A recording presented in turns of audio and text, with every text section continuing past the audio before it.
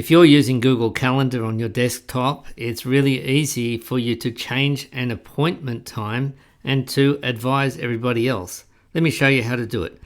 So we are going to have an appointment here, and I'm going to say that's an appointment, a meeting with actually myself.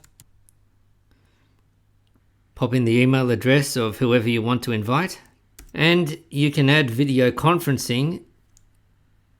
If you want to see how to do that in Zoom, then check out this video here.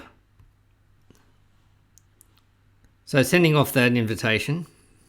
Now, if I want to change that event, let's say that I need to move that to 2 p.m. on Friday, I can just click on it and drag it down to 2 p.m.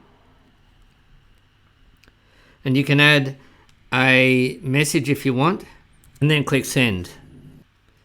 Now your guests will be advised of the update, and that will go into their calendar too, so that the old appointment time is now free.